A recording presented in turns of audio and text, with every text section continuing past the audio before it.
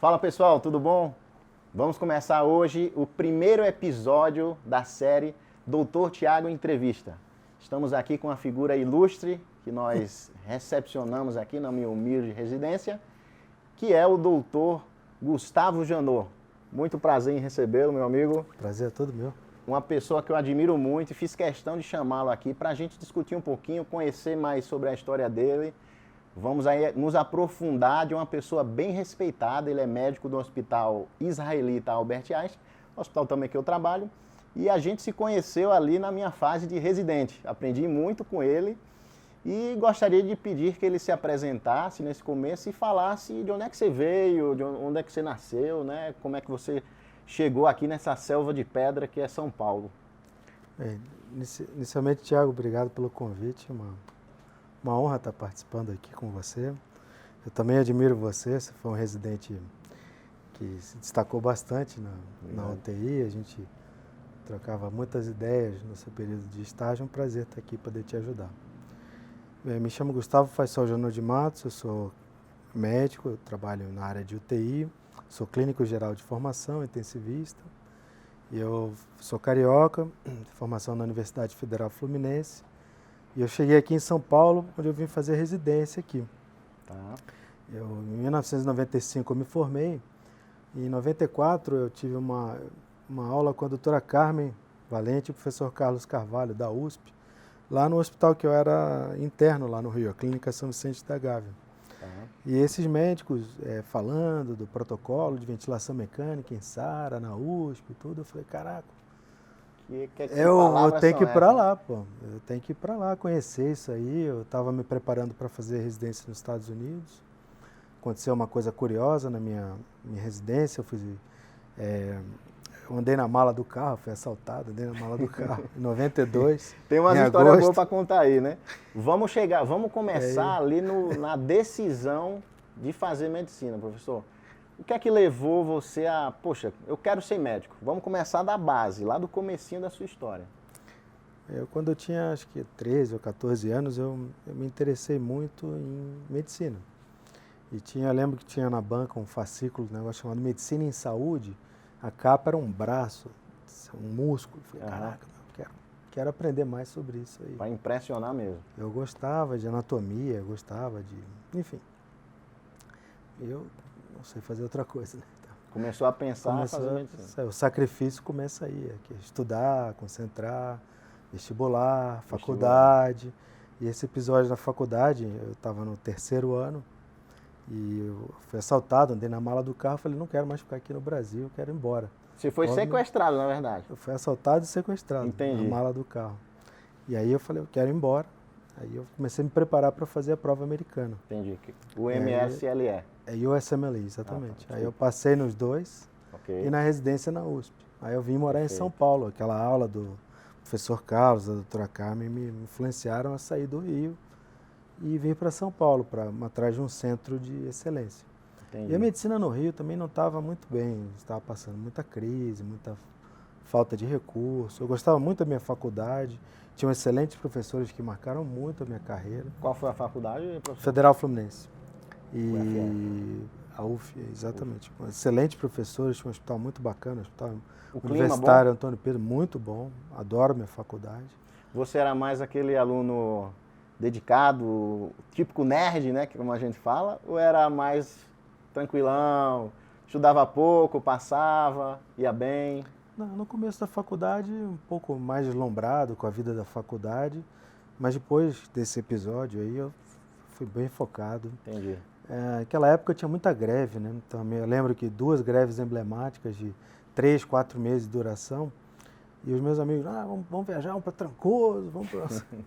E eu tinha a prova do USMLE para estudar, né? Então foi nessa época que eu foquei na prova, meses estudando, de manhã, de tarde, de noite, para poder passar na prova.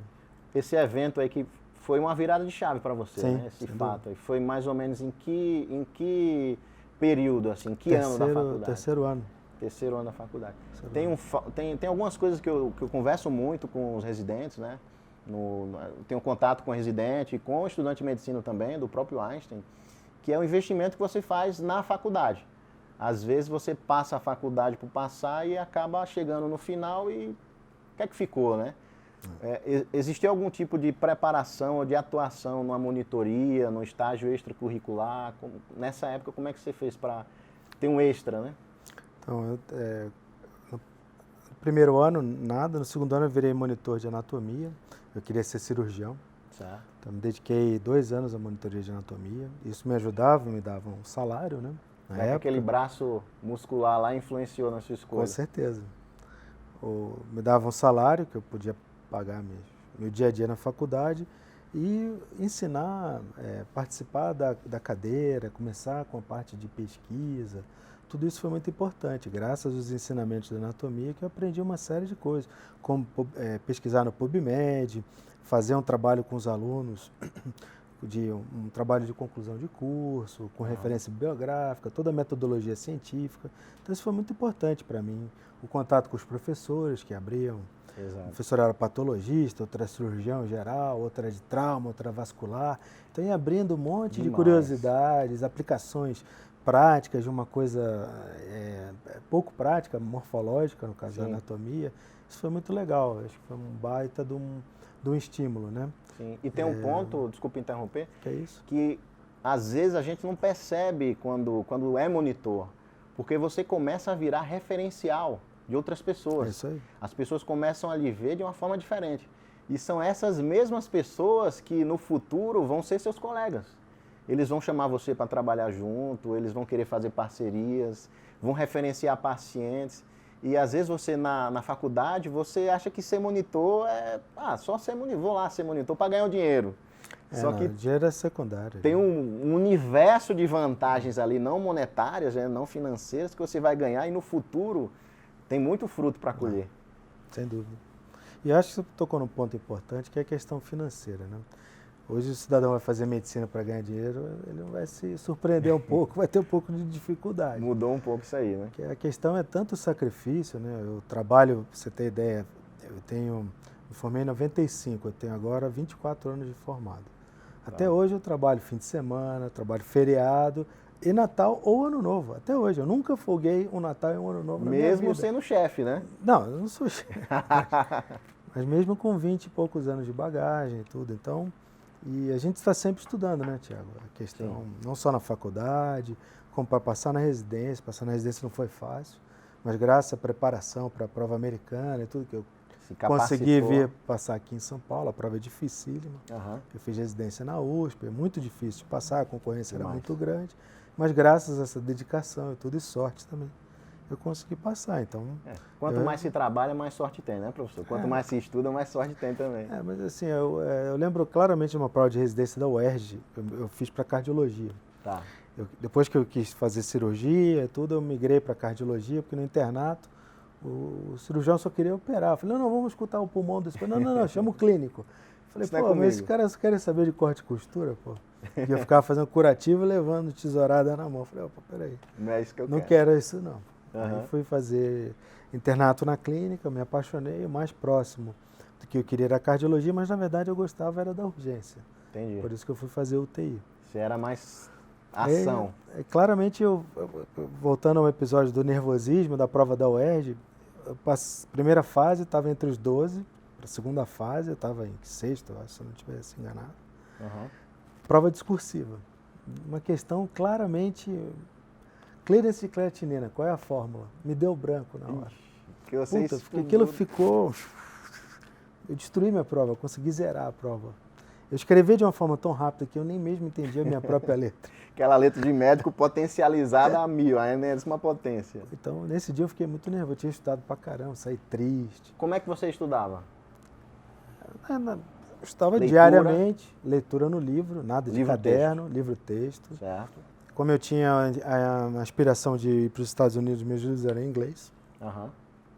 Você já estudava em inglês? Já estudava os livros em inglês. Tá. Bem tranquilo, né?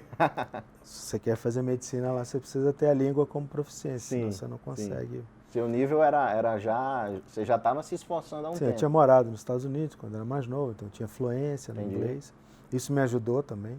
Tá. eu estudava basicamente em livro, né? E sempre com uma Perfeito. meta nos concursos e tudo. Eu foquei bastante.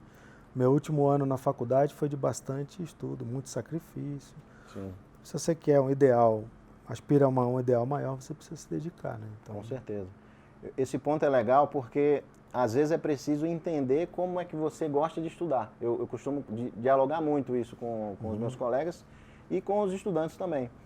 Às vezes você é uma pessoa mais visual, ou não. Eu sou mais de escutar e de ver. Eu gosto de aula, eu gosto de vídeo do YouTube, mas tem pessoas que gostam mais de ler, gostam mais daquela leitura mesmo, adora ler, passa 2, 3, 4 horas lendo. Não é muito minha praia. Eu absorvo muito escutando e vendo. Então fica é uma dica, né? Que você tem que, poxa vida, como é que eu aprendo melhor, né? Será que eu escutando aquela aula que foi dada? Ou se eu lendo livro-textos, ou fazendo resumos e lendo ao mesmo tempo, né? A gente tem que aprender a aprender, né? Você tem que saber o que é que sim. potencializa o seu aprendizado. E às vezes você está no caminho errado, você está estudando lendo, sendo que você é mais de visual. Voltando à questão da... Essa questão, na minha época não existia, mal existia computador. Não existia. Internet não existia. Então, Ela era tinha livro... que ser no livro. Eu lembro claramente de... toda noite eu estudava. Diariamente. Diariamente. Perfeito. Sempre. Porque na época a parte de... As áreas clínicas eram cursos de 6 semanas. Então como é que você vai aprender cardiologia em 6 semanas?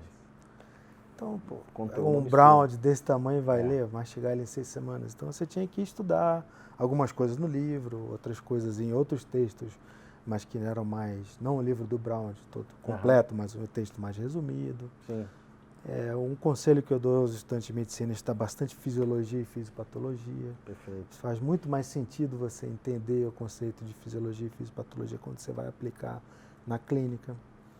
Semiologia, muito importante. A base, né? Então, é uma cadeira fundamental. Então, foi importante eu ter feito a prova americana, porque me deu o básico e a parte clínica, uma base boa. Perfeito. E aí, entrando na residência, como é que foi aquele impacto inicial de ser residente, né? De chegar felizão lá, rindo, e de repente alguém vai dar um murro na sua cara que você, opa, sou residente, né? Como é que foi essa impressão inicial? Como diz um professor meu, o professor Jorge Manaia, lá do Rio, de uma grande promessa por uma triste realidade. Né? Então, tem uma série de frases aí emblemáticas, né? De internos fecais vulgares para um residente R1, né? Residência, então, você ama o primeiro dia que você entra e ama mais ainda o dia que você sai. Tem essas frases. Mas foi importante que você sai muito cru do ponto de vista prático da faculdade. Né? Sim. Lembro que meu primeiro estágio foi uma UTI da nefra. Eu não sabia segurar no laringoscópio direito, não sabia fazer coisas que são básicas hoje. Mas isso tudo é por conta da nossa formação ser muito teórica, né? Sim. Mas eu acho que a residência é fundamental, acho que todo médico devia almejar a residência. Concordo. Diferencia claramente, na minha residência me diferenciou totalmente. Então, eu sou muito grato a tudo que eu aprendi e estou colhendo frutos até hoje da residência que eu fiz. Você fez a clínica primeiro? Fiz 2 anos de clínica, meu ano, Thiago, foi o primeiro ano de 2 anos de clínica na USP. Antes era menos? Antes era um ano e depois você ia para a especialidade. Entendi. E eu fui a primeira turma, uma das primeiras turmas de residência de UTI. Naquela época a gente nem era chamado de residência de UTI, era o terceiro ano de residência em clínica médica, lotado em UTI, mas como as UTIs do complexo da USP, do HC, estão todas certificadas pela MIB, eu tinha carga horária suficiente para prestar a prova de título. Entendi. Então foram 3 anos de residência que diferenciaram totalmente a vida. Você faz um monte de contatos, aprende, é nessa hora que você vai conhecer pessoas que vão te ajudar, você vai aplicar tudo que você estudou na prática. Você tem muita responsabilidade como residente, consegue ter supervisão que te ajuda a você enxergar pontos que são importantes, dilemas. Então isso ajuda muito na formação. Eu recomendo todo mundo que que aspira a ser médico a brigar para fazer uma residência, estudar e se dedicar ao máximo na faculdade para aprender, ter base para poder chegar na residência e aprender e ser um bom profissional. Existe alguma diferença do clima da residência, da clínica médica, para o clima da intensiva? Você percebeu que existe mais hierarquia, menos hierarquia? Como é que foi isso? A UTI é uma lição de trabalho em equipe, né? A gente trabalha em times, né? Visita multiprofissional. Você teve a oportunidade de ver como que a gente trabalha. Sim. Então, o trabalho na UTI é um trabalho muito coordenado, de comunicação, em equipe, como eu falei, especialidade, cada um respeitando a especialidade do outro, cada um contribuindo para poder tornar o atendimento melhor para o paciente. Só tem um fim ali, né? Que é o paciente. É o paciente, sem dúvida. Então, essa é uma lição de trabalho em equipe. É lógico que o clima numa UTI é pesado, porque a gente está lidando com emergências, mas não é assim, é um lugar mais... A gente tem que encarar que a UTI não é a anticâmara da morte, não é um lugar pesado que você está sob estresse o dia inteiro. Sim. É o lugar mais seguro do hospital, em que você vai monitorizar e tentar pegar mais precocemente o paciente que está deteriorando, para você dar o melhor tratamento para ele sair da curva de piora. Então, e nessa fase, a residência de UTI tinha quantos anos? quando eu era residente, tinha muito pouco tempo. Foi uma das primeiras turmas da USP de residência em UTI. Entendi. E aqueles preceptores terroristas, né? O pessoal que entrava, você se cagava de medo de não ter estudado os casos. Como é que você fazia com aquele preceptor que colocava medo, né? Tem alguns que atuam no chicote, né? Se você errar a dosagem do potássio de ontem, você tá frito. Como é que você fazia para superar isso aí? Isso é um clima ruim, né? Essa tensão aí é contraproducente, né? Então, assim, infelizmente ainda existe, tive professores assim, você vê isso. Mas sempre com argumentos e com conversa, né? Mas o ideal é um ambiente mais... equilibrado. Menos pesado, né? Agora, outro ponto é a responsabilidade, né? Quanto está o potássio? Pô, é melhor falar, eu não sei, vou checar, do que inventar um número e cair em descrédito, né? Eu tenho certeza que você que está assistindo agora, eu acho que você já inventou uma dosagem aí, pode acontecer. Eu vou confessar que eu já inventei. Então, numa UTI, se você quer uma relação de confiança no trabalho em equipe, você não pode fazer isso. Exato. Porque aí você perde a credibilidade e não acredita. Ficou residente café com leite. Ele fala um monte de coisa e ninguém acredita nele. Às vezes o medo que você tem, né? Tem aquele clima pesado que você não pode errar. Não, você é médico. Como é que você não sabe? Somos humanos, somos falíveis. Só que isso gera o terrorismo em você, né? Como um residente, e você às vezes se sente constrangido de dizer que não sabe. Mas é a melhor opção que existe. Não sabe? Não sei. Não tem problema. Esse negócio de médico ser indestrutível, né? Tem que saber de tudo, isso aí só vai trazer prejuízo. Isso aí, a próxima visita vem melhor preparado, anota, faz um esboço do que você vai falar na hora que for perguntado.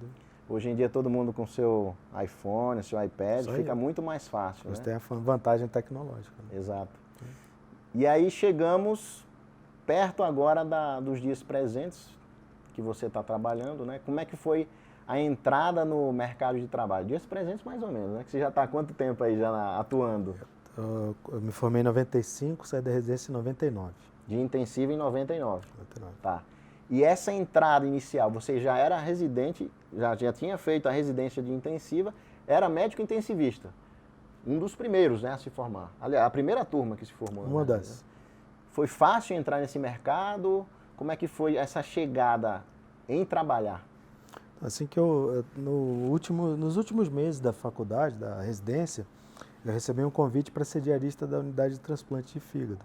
Já no final da residência? Perfeito. Faltando uns 3, 4 meses para acabar. Então, assim que eu saí da residência, no dia seguinte eu já estava empregado. Tinha uma carência, ainda existe uma carência muito grande de intensivistas. E eu fui trabalhar, sem dúvida. É uma especialidade que tem um mercado aí danado. Bom. Agora tem que gostar, né? Não adianta eu querer detestar a emergência, odiar, entubar. Vou fazer intensiva porque está precisando. Sem dúvida. Perfeito. Tem que gostar, porque você vai ter que trabalhar de noite, fim de semana, feriado. Plantão. É plantão, não tem jeito. Plantão. Assim como você vai no consultório, vai de manhã tocar cirurgia como anestesista ou cirurgião, é o plantão da UTI. Mas o importante é que na época que eu me formei, Thiago, não era reconhecido como uma especialidade. Tá. Então, a primeira coisa quando eu falei, você é intensivista, você está louco, você não vai ter uma especialidade, você vai dar plantão sua vida inteira. Isso é o que eu gosto de fazer. Sofria preconceito. Porque não existia isso. Então, de certa forma, a gente foi um dos bravadores do mercado. Fui fazer minha prova de título em 2000. Então, existe hoje diarista, você trabalha durante o dia, não trabalha mais à noite. Entendi. Então, existem posições boas nesse sentido. Você tem como evoluir na carreira, né? Sem dúvida. Existe plano de carreira. Não necessariamente você precisa ser administrador da UTI. mas você pode ser o sênior, administrativo, assistencial, diarista. Agora eu estou trabalhando a área, se você quiser, administrativo, sair da beira do leito, ir para a coordenação. A área de segurança hospitalar, que é uma área que está crescendo muito. Perfeito. Os intensivistas têm uma bagagem grande para isso. E nesse seu primeiro trabalho, né, UTI do fígado, transplante pós-TX hepático, teve algum caso aí que marcou na sua cabeça, que deixou assim uma cicatriz ou positiva ou negativa? Diversos, né? São doentes um dilema muito grande, tratar desse paciente, lista de transplante, pós-transplante imediato, né? A gente era referência de ciência hepática aguda grave, então fazia muito transplante em fulminante. Caso grave. Casos emblemáticos e vários, mas uma coisa que me chamava a atenção é que no começo, quando eu comecei a trabalhar lá, eu não tinha muita experiência com esse tipo de doente. O doente que com hipertensão portal, ele dá sinais de que vai ter uma hematêmese. E aí no começo você andava sempre atrás, né?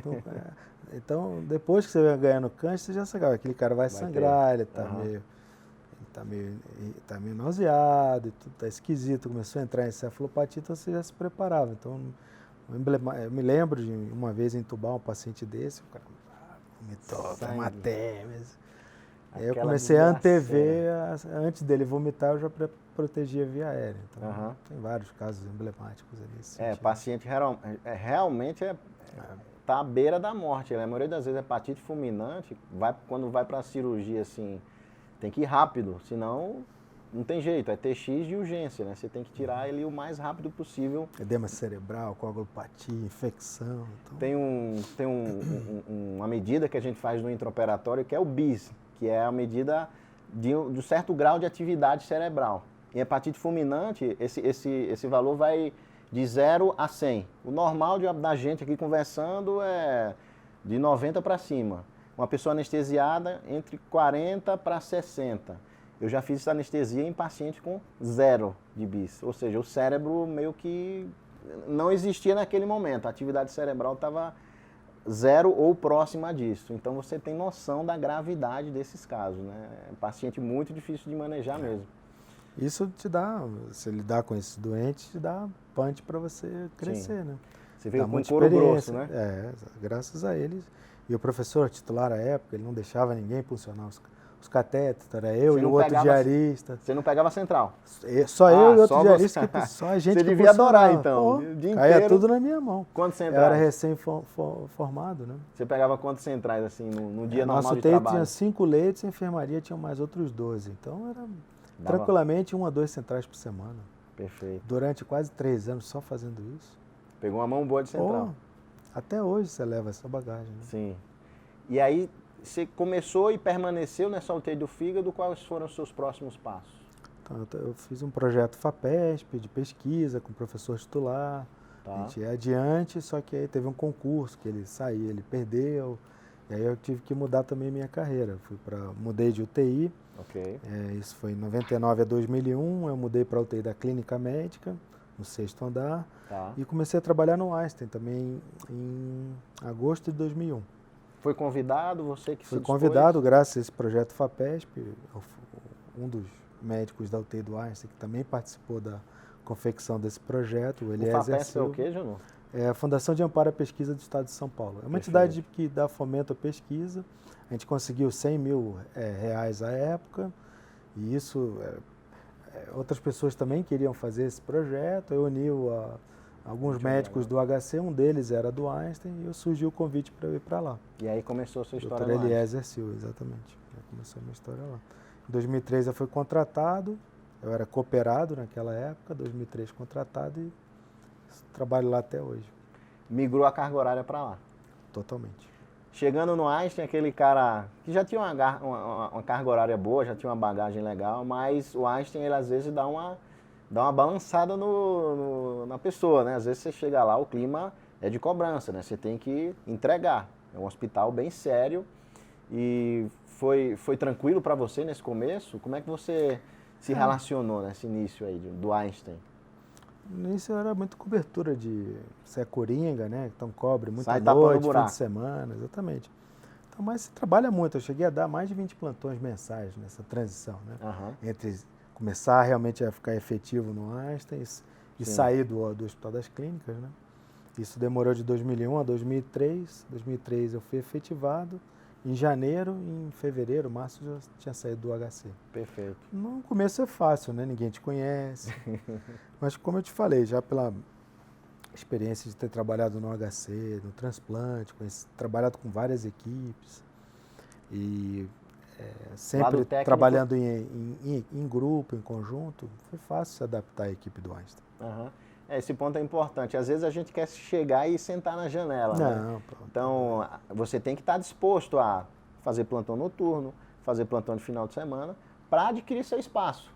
Não dá para se formar e às vezes você pegar já segunda a sexta, 12 horas todos os dias. Primeiro você começa a cobrir no buraco. A pessoa te liga, tem um plantão hoje. Daqui a 3 horas aparece lá para mim. Hoje eu não posso. Então tá bom, a gente vai rever seu posicionamento em você ficar aqui no hospital. Tô indo, né? Perfeitamente, já cancelei tudo, tô indo. Né? O começo é assim, depois eu fiquei 5 anos fixo de fim de semana. Final de semana. Inicialmente sexta-noite, domingo-dia, depois sábado-dia e domingo-dia, que é o pior de todos. Você não tem vida. Complicado. Você trabalha a semana inteira num emprego, sábado, domingo, de dia no outro. Vai minando. Fiquei 1 ano assim. Depois eu fiquei mais 3, quase 4 anos. Sábado, dia, domingo à noite. Depois só domingo à noite e um dia da semana. Aí 5 anos depois eu saí do domingo à noite.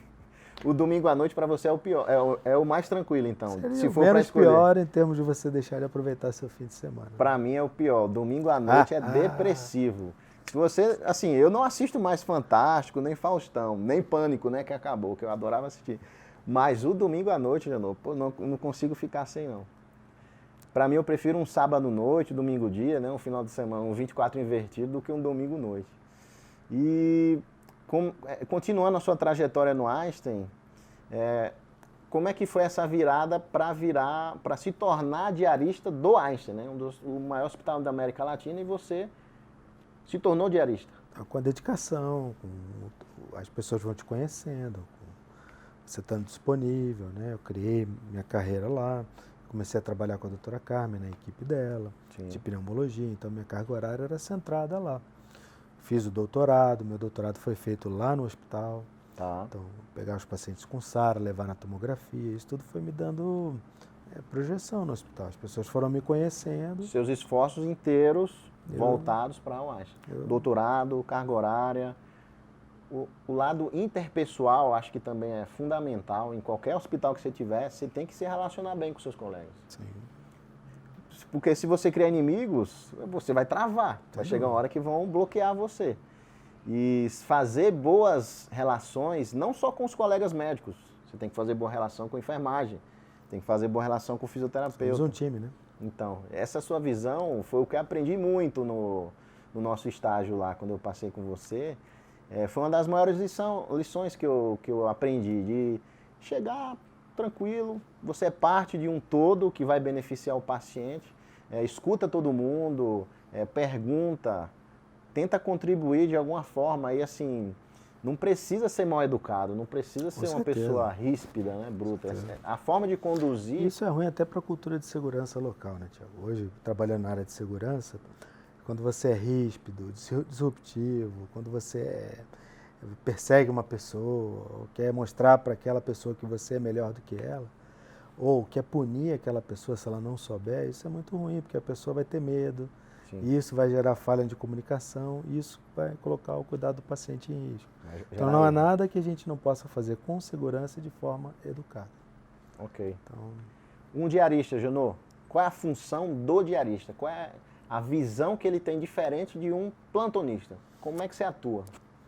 Primeiro que o diarista, o plantonista, ele vê a coisa de uma forma vertical, né? Ele dá um plantão de 6 a 12 horas, não tem vínculo horizontal com aquele paciente. O diarista vê aquele paciente todos os dias, de manhã ou à tarde, e tem uma noção muito melhor do segmento da história daquele paciente. Então hoje, times com diaristas têm performance muito melhor do que times que só têm plantonistas verticais, né? O diarista é importante para criar vínculo com a equipe, vínculo com a família, diminuir transições de cuidado. Então, cada transição de cuidado, que é passagem de plantão que a gente pode perder um monte de informação. Das 7 horas da manhã às 19 da noite. Se todo dia você faz uma transição 7 a 1. 7 da manhã tem transição, 1 da tarde tem transição, 19 horas tem transição, 7 da manhã de novo tem transição, você começa a ter um monte de fragmentação do cuidado. A gente percebe muito isso. E se você fizer uma transição ruim, certamente seu paciente pode sofrer por isso. Existem várias evidências aí de que isso aumenta a chance de erro e de evento. Perfeito. Quando você tem um time diarista, a transição volta sempre para a mesma pessoa ou para o mesmo time pequeno que está cuidando daquele paciente. E direciona Isso melhor. facilita muito a comunicação, a transição de informação. Perfeito. Hoje, com os prontuários eletrônicos, a gente consegue ter ferramentas que conseguem estruturar a passagem de plantão, eliminar o papelzinho e eliminar a perda de informações. Você consegue deixar gravado no arquivo do paciente, no prontuário dele, todas as informações pertinentes. Mas tem um diarista, onde a família te reconhece, o paciente te reconhece, as equipes que dão suporte ao paciente te conhecem, isso facilita muito o cuidado. Voltando a essa questão da transição, eu cansei de presenciar, eu trabalhei como intensivista já, lá em João Pessoa, eu fiz a faculdade lá e permaneci um tempo trabalhando como intensivista. E a quantidade de o paciente parou que existia nesses períodos, assim, que tá todo mundo ali conversando, né? Tá aquele passagem de plantão, não sei o quê. Ah, não, vamos passar aqui mesmo, no postinho de enfermagem. E aí, de repente, vem um técnico e fala, o paciente parou. Tipo assim, o paciente não tá aqui normal e para. É um processo de parar, né? Ele vai morrendo progressivamente. E se você abandona o paciente, você vai perder esse timing de atuar para reverter algo que é reversível. Ninguém para assim, há poucas pessoas que param em 1, 2 segundos. É um processo de morrer. E esse gap que existe é fundamental. Cada vez mais a gente tem que atuar nessas transições aí que você falou. Voltando à questão do diarista, como é que você conduz a questão da família? Porque trabalhar em intensiva, você tem não apenas o paciente, que é um paciente grave, é um paciente que vem com uma série de familiares e que tem dores também daquele paciente, né? Você tem algum método para se comunicar, para dar uma notícia mais trágica, digamos assim? Como é que você se atua? Sim, não é nada simples falar de notícia ruim, né? Sim. Mas tem que encarar a família como parte do cuidado. É muito importante se eu, por exemplo, tivesse um familiar na UTI, eu gostaria muito de participar do cuidado, que as pessoas me discutissem comigo, me informassem sobre o que estivesse acontecendo. Perfeito. Então eu me coloco muito no lugar daquela pessoa que está do outro lado. Sempre de uma forma em que você mostra empatia, em que você mostra que você está preocupado e está fazendo de tudo para que aquela pessoa, que o seu time está fazendo de tudo para que aquele paciente tenha o melhor cuidado. Então, respeito à família, a necessidade de participar o familiar do que está acontecendo e trazer o familiar para perto no momento em que ele está ansioso, com sentimento de perda muitas vezes, sim, preocupado com o futuro, com aquele ente querido que está entre a vida e a morte, ou que vai fazer um procedimento de risco. A gente tem que respeitar, entender isso e trazer o paciente ou o familiar para próximo para a gente poder participar do que está acontecendo. No Einstein tem uma peculiaridade em alguns outros hospitais aqui de São Paulo que a visita ela é constante. O familiar pode estar em qualquer momento do lado do paciente. As melhores práticas não existe mais horário de visita. Horário de visita é todo o horário. Todo horário. Só não pode entrar no box a hora que você está fazendo um procedimento de higiene, um procedimento em que você precisa de técnicas de asepsia e antisepsia adequados. Uhum. Mas, de fora isso, a família tem todo o direito de participar da vida do paciente não ter. Aliás, é encorajado que ele faça isso, que isso ajuda a diminuir falhas de comunicação. Né? Perfeito. As pessoas entendem o que a nossa equipe está fazendo. E o familiar ajuda. Às vezes ele passa. Não, ele tá é barreira. Ó, você não lavou a mão. Ó, ele não é o João das couves, ele é o João. Sim, sim. É óbvio, ele vai defender a família. Vai ser barreira. Exatamente. E no momento lá, Janot, da comunicação de uma notícia trágica, paciente que morreu, ou algo muito sério aconteceu, houve uma parada, teve reanimação. Como é que você conduz isso? Chama a família para um ambiente mais calmo? Sim. Eu sei que isso pode ajudar até numa prova de residência e na vida mesmo, né? Para fazer. Eu lembro que eu trabalhava na UTI e era um dos momentos mais estressantes para mim. Ter que comunicar o falecimento de um paciente meu. Além de eu estar sofrendo, eu sabia que eu ia compartilhar esse sofrimento, né? Às vezes ia ser até potencializado pelo sofrimento da família. Como é que, nesses momentos, o que é que você faz? Tem que ter muita humildade, muito respeito à família, né? E como você falou, a gente tem na UTI a sala da família, que é um Perfeito. ambiente que a gente chama família, conversa, está para sentar, tem água, lenço, enfim. E sempre com muita humildade e respeito. E sempre falar a verdade, Thiago, nunca esconder a verdade do paciente ou do familiar. Sempre transparente, humilde, com respeito, com empatia e sempre se colocar do outro lado, né? Se fosse eu que estivesse ali, como que eu gostaria de receber aquela notícia? Como que eu gostaria? Vai mascando chiclete com um sorrisinho na cara e falar, infelizmente morreu? Então, não é desse jeito que a gente gostaria. A gente tem que pensar muito no como a gente vai lidar. Se aquela pessoa que a gente vai falar, se fosse a minha mãe, se fosse o meu pai, se fosse eu. O treinamento da empatia, eu acho que ele é fundamental, não só para médico, mas para tudo pessoas. Na vida, né? Se você se colocar no lugar do outro, assim, você muda totalmente seu comportamento. Quantas vezes a gente não se pega falando alto, às vezes um colega conversando alto e tá a enfermaria inteira escutando uma brincadeira, né? É umas conversas sem futuro nenhum e tá cheio de pessoas doentes ali. Você vai transmitir uma informação dessa, então treinar empatia é algo muito difícil às vezes. Porque empatia não é simpatia, né? Sim. Você não... você está sofrendo esses dias, essa semana retrasada. Eu fui pegar um plantão e estava meio passando mal de manhã, né? Cheguei às 7 horas, estava passando mal e aí comecei a ter vontade de vomitar, né? Nauseando, aquele negócio, já puxei o lixeiro aqui do lado. Você sente que vai vomitar, abre o lixeiro para ajudar, né? Vai que o lixeiro ajuda a vir o vômito. Aí vomitei, botei para fora lá meu café da manhã reforçado. E aí eu estava na transição do plantão, eu cheguei no quarto e a plantonista que eu ia render, ela não tinha encontrado com ela. Aí ela abriu a porta, ela estava indo embora, né? Ela abriu a porta assim, o que foi? Tá tudo bem? Eu tô meio mal, acabei de vomitar aqui, não sei o quê. Ah, tá bom, já recebeu, né? Tchau. Rindo assim, bem feliz, tá bom, tchau. Aí eu, poxa vida, se fosse eu, o cara tá vomitando, tá passando casa, mal, né? Pô, tá tudo bem. Aí, então, né? Você acha que aguenta, né? Você quer que eu chame ajuda? Então, simpatia é uma coisa.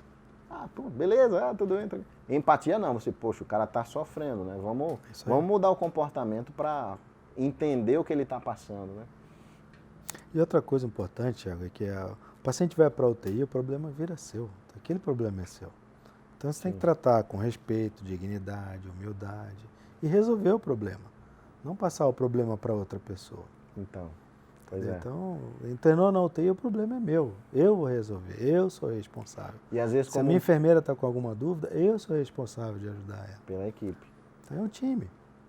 Tem que ter esse ajuste mental, senão não vai dar. Na visão do plantonista, né, às vezes você dá uma segurada no problema sem resolver, porque você sabe que vai acabar seu plantão, né? Sabe, 19 horas, não é mais problema meu. Já entreguei. Aí que tá. Aí o cara que vai dar plantão na UTI para agir dessa forma, não tá melhor certo. Nem começar o plantão. Então. Porque tem um plantonista que é coberto em Tefal, não gruda nenhum problema nele, né? Escorrega tudo, né? A gente tem que resolver problema, né? Se está na UTI, o problema é comigo. No meu plantão, a bucha é minha.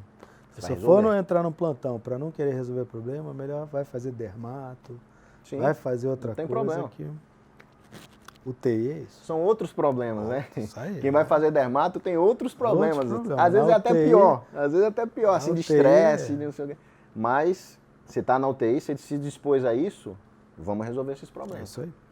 Hoje em dia você está atuando, fala um pouco sobre o hoje. Como é o seu dia de intensivista? Que horas você acorda? Como é que você chega no hospital? Como é que é a sua rotina diária? Lá em casa todo mundo acorda cedo, né? Então a gente 6h15 já estou de pé. Saio de casa umas 7 e pouquinho, 7h15. Tá. Começo lá na UTI 7h40, 7h50, geralmente 7h50. Que a gente tem a primeira visita, que chama de safety huddle. Ok. Depois eu vejo os pacientes da UTI, a gente fica até 1h30. E à tarde eu trabalho na área de segurança hospitalar. Melhorar processos, tornar nosso ambiente um ambiente mais seguro. Você identifica possíveis falhas na segurança do paciente, seria isso? Sim.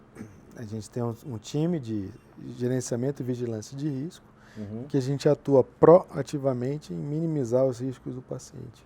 E no Einstein, que é um hospital tão referência, você já conseguiu identificar um processo e melhorar? Sim, tem várias ações. Você já deve ter visto o ultrassom gástrico para evitar broncoaspiração, uma iniciativa que a gente, liderado pela Fernanda, que é a nossa responsável, ela instituiu esse protocolo. A gente tinha muito problema com broncoaspiração, hoje a gente tem ultrassom gástrico para evitar isso. Ok. Tem várias outras coisas, erro de medicação, medidas para diminuir as infecções associadas ao cuidado da saúde. Tá. Hoje a nossa taxa de pneumonia associada à ventilação mecânica é baixa. A infecção urinária associada à sonda vesical é baixa. Infecção de corrente sanguínea associada a catéter é baixa. Tudo isso por medidas, você vai aprimorando o cuidado, vai minimizando as chances de complicações. Entendi. Isso tem um impacto muito grande no paciente. Isso é um ponto assim, que até hoje me desperta muito interesse. Quem está assistindo agora, que você recomenda algum material para se informar mais sobre essas melhorias de bundles de pneumonia associada à ventilação mecânica, infecção do trato urinário? Tem alguma referência que você sugere para o pessoal que está assistindo? Tem os guidelines, né, de sociedade, se for na Sociedade Americana de Terapia Intensiva ou de torácica, né, ATS, American Thoracic Society, tem esses guidelines todos. E tem o Instituto de Melhorias em Cuidados de Saúde, é o IHI. Também tem várias iniciativas nesse sentido de melhorar a segurança, triggers para análise de eventos adversos graves. Perfeito. IHI.org. É Institute for Healthcare Improvement. Eu acho importante a gente falar sobre isso porque hoje a internet ela traz assim... Eles têm programação de graça, open school. Isso. E focar na informação. A internet ela vomita informação hoje em dia.